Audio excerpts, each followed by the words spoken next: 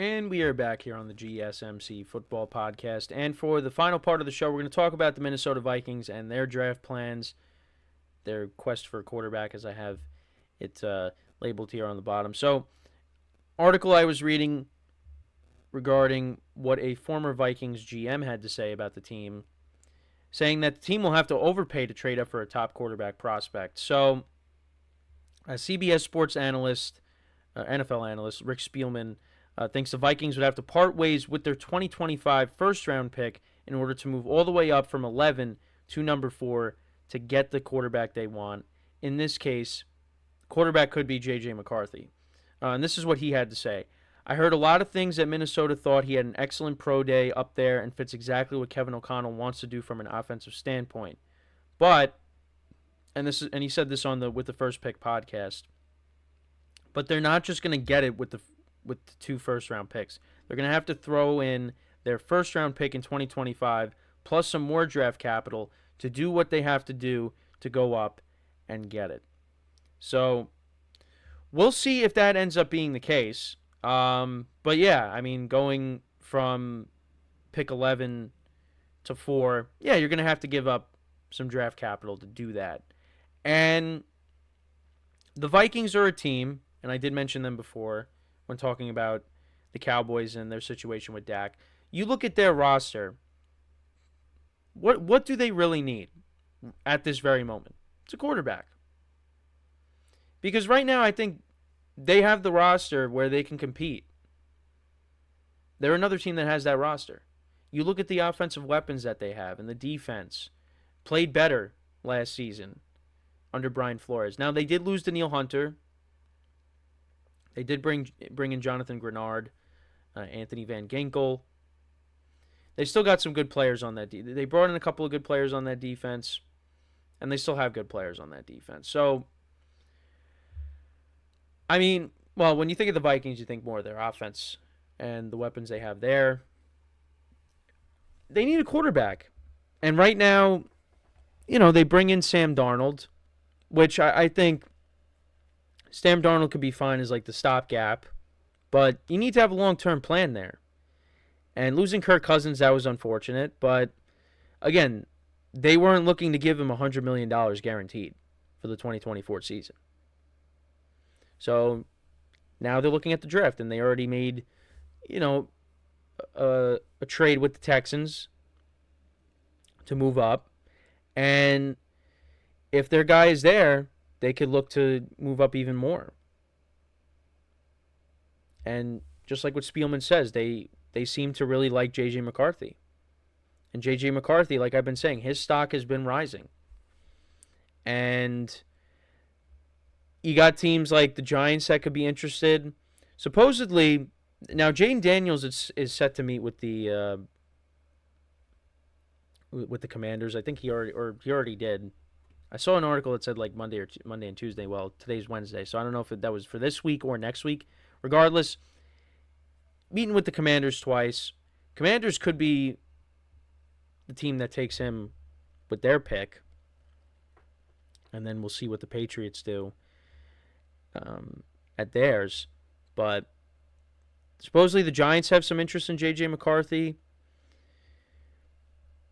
Maybe there's another team that could trade up. But the Vikings, they want to, I think, get one of these top guys. And, yeah, they might have to give up a hefty sum to get him. Because you got 2 studs at wide receiver. You got arguably the best wide receiver in the NFL, and that's Justin Jefferson. Then you got Jordan Addison, who's coming off of a good rookie season. You got T.JHockenson, who hopefully bounces back from his knee injury that he suffered towards the end of the year. Aaron Jones, bringing him in on a 1-year deal. They got weapons on this team. And they need a quarterback. So, that rookie quarterback, this is a big deal. This is a big deal. And if they want that guy, yeah, like I said, you're going to have to might have to give up a lot to get him. I don't know if it's going to be like what Spielman's saying, but maybe it is. And if it's J.J. McCarthy, now, whether you like J.J. McCarthy or not, he would be stepping into a good situation. Because I know I mentioned how I did see comments that he's Zach Wilson 2.0 and how Zach Wilson had a great pro day and look at what ended up happening. Well, here's the thing. Zach Wilson didn't get drafted into a good situation.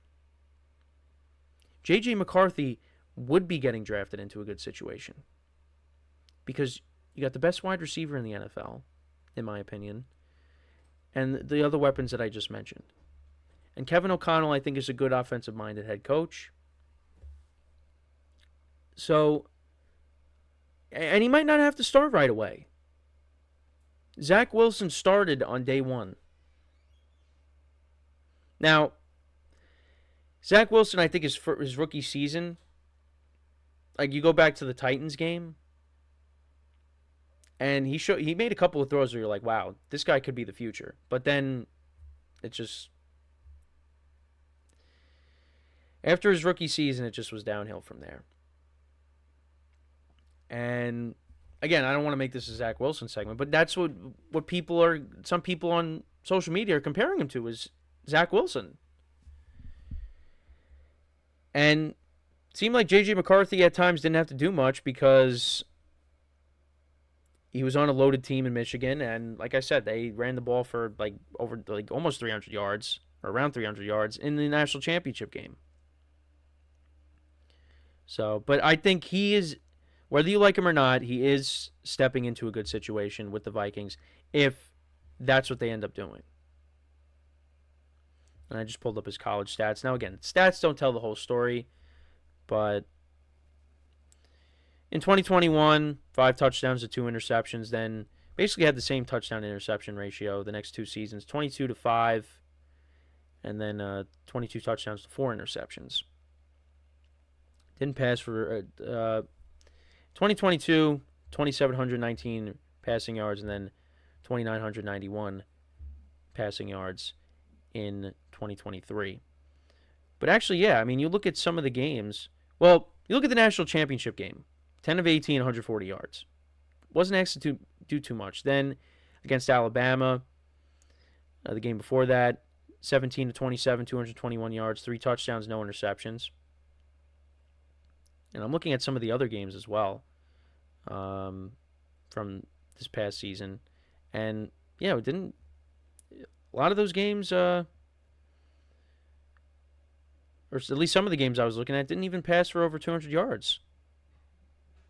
So, yeah, I'm seeing like against Iowa, only had 147 yards, 148 against Iowa State.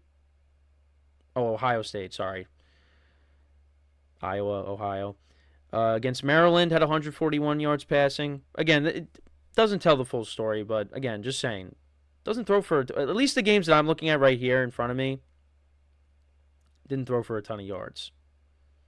But, again, that's just a couple games there.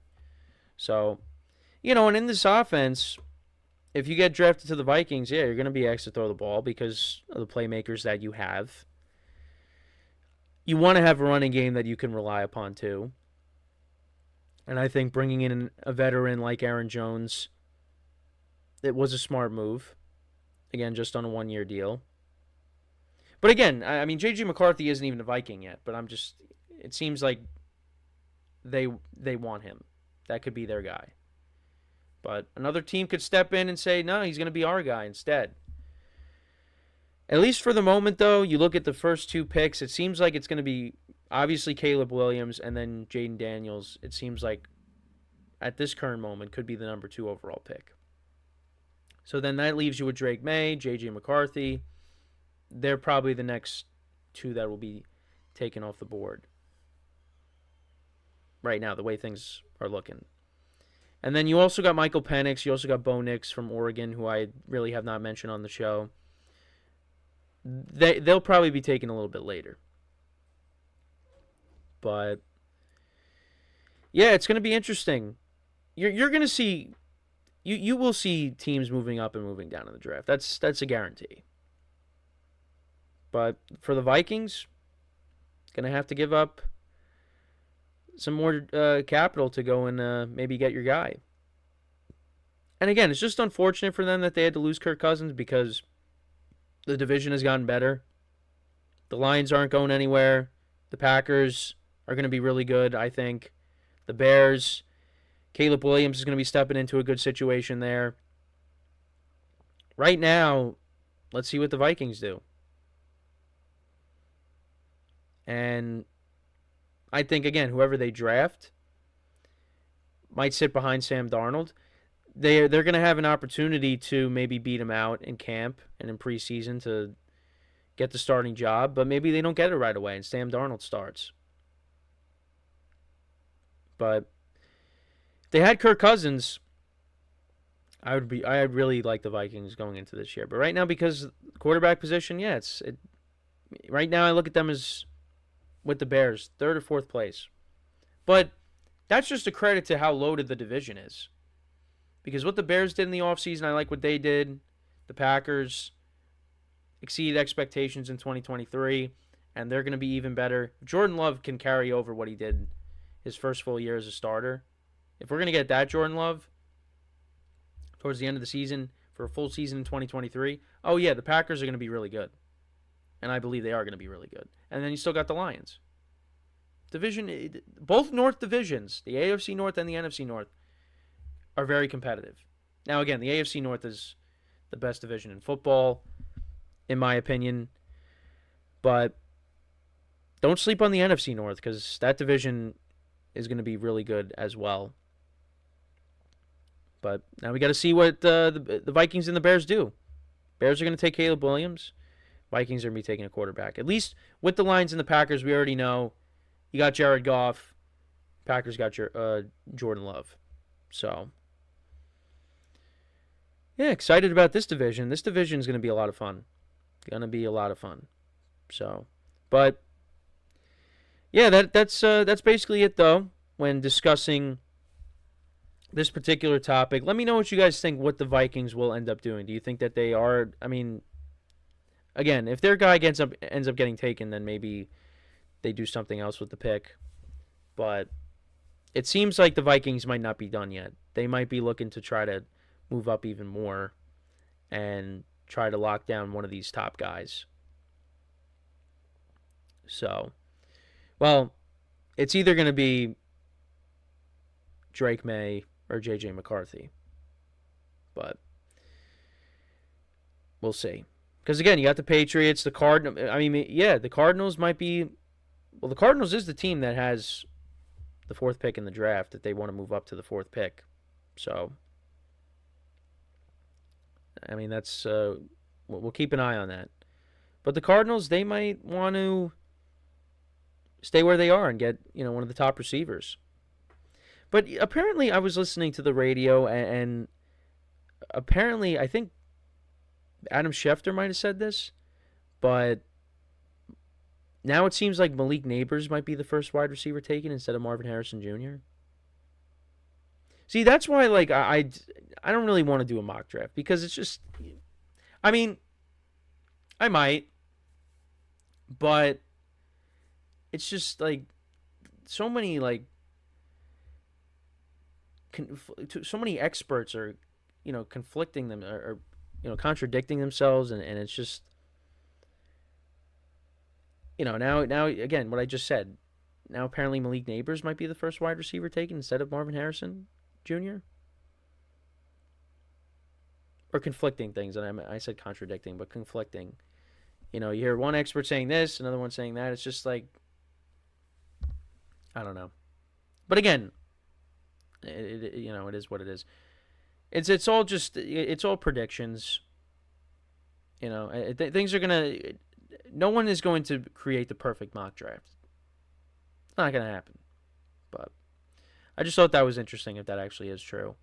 But we will see. The draft is it'll be here before we know it. It is towards the end of this month, and all of our questions will be answered once we get there.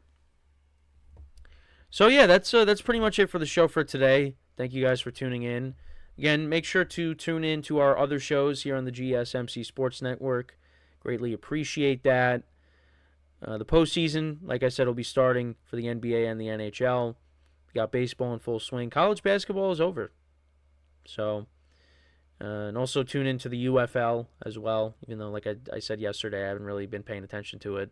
But I did do a UFL topic, so make sure to check that out on both YouTube channels or wherever you get your podcasts as well. But, yeah, that's pretty much it from me. Again, thank you guys for tuning in. That is all the time that we have for today. Again, we'll be back again tomorrow, same time, 10:30 a.m. Eastern Time. And until then, I'm your host, Kenneth Grunfelder, signing off from the GSMC Football Podcast, brought to you by the GSMC Sports Network.